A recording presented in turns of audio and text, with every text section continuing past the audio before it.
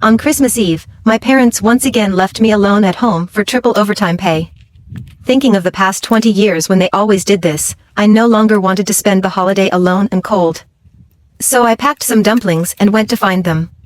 Unexpectedly, my parents, who always talked about earning more money, stepped out of a luxury car, arm in arm with a boy about my age, laughing as they entered a 5-star restaurant. "Mom, Dad, is it okay to leave Sarah alone at home?" I heard someone ask. My mother casually replied, "It's fine, she's used to it." My father dismissively added, "She can't compare to you. You're our precious child." I turned and left. They had deceived me by pretending to be poor. This time, I didn't care for their company either. Back home, I dumped all the food on the table. In the past, I would never have wasted food. From as early as I can remember, I knew our family wasn't well off. All my food and clothes came from my parents' frugal savings. Even my clothes were rarely new. Every season, my mother would bring home a bag of second-hand clothes, saying, "These are from your mother's colleague's older sister. They've been washed clean, so we don't need to buy new ones."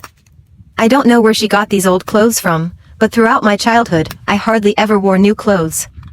I always wore ill-fitting clothes, and my classmates would make fun of me, saying I was a rag picker.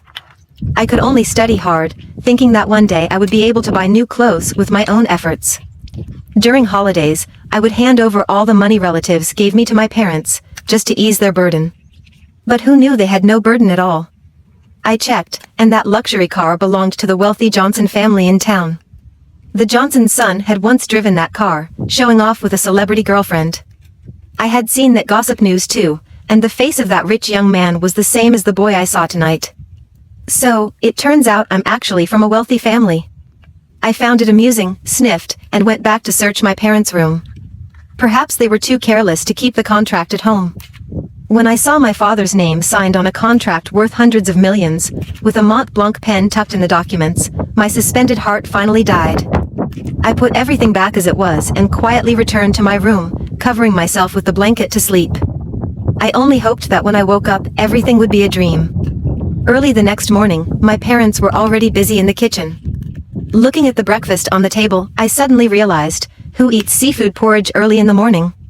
The taste of this porridge was exactly the same as the seafood feast the professor treated us to last time. I glanced at the garbage bag by the door, and sure enough. "Mom, Dad, has our family suddenly become rich?" I asked, sitting at the table watching them.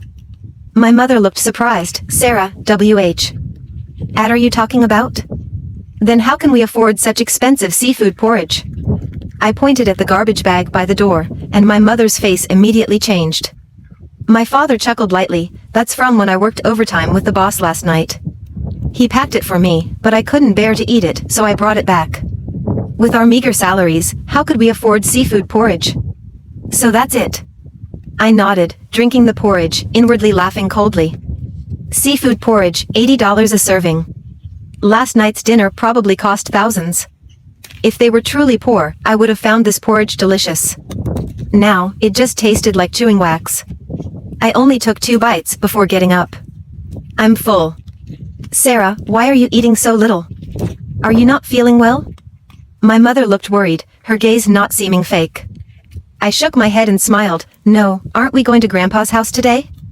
I'm saving room to eat something good at lunch." Hearing this, my mother sighed in relief.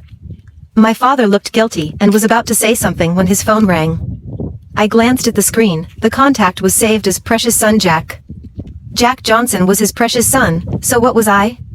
My father hurried to the balcony, and my mother followed. I vaguely heard him saying things like, "Be sensible and don't let Sarah find out." My heart turned completely cold. So, they had known all along, just conspiring to keep it from me. I even wondered if the world I lived in was like the Truman Show. But they seemed so real.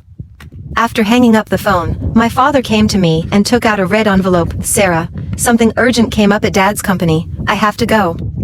Mom comforted me. "It's okay, Mom will go with you." I nodded, took the red envelope, and put it in my pocket. I got ready with Mom to go to Grandpa's house. When we arrived, Grandpa saw me and pulled me in. "Sarah's here, come in quickly, it's cold outside." His palm was smooth and delicate, not at all like an old worker's hands. This apartment building belonged to the steel mill. Supposedly, Grandpa was a retired old worker from the factory. Looking at his pampered appearance, he didn't seem like it at all. Grandma saw me and quickly gave me a red envelope. I took it and said, "Thank you, Grandma." Then I directly put it in my pocket. Mom looked a bit stunned beside me because according to the usual routine, I would give her the money right after receiving it. At those times, Mom would always say, "Sarah is so sensible." But today was different. Even Grandma was a bit surprised, then smiled and said, "Our Sarah now knows how to save her Christmas money." I raised an eyebrow and smiled. I'm not hiding it. Mom said the Christmas should have new changes, so I want to keep some pocket money for myself. That's right, Sarah is so sensible now. She earns her own tuition and living expenses. Mom chimed in. Without being told, I knew Grandma had given me at most $50. Compared to tuition fees, this $50 was nothing. They're so rich now, yet still squeezing me at every turn. I don't understand.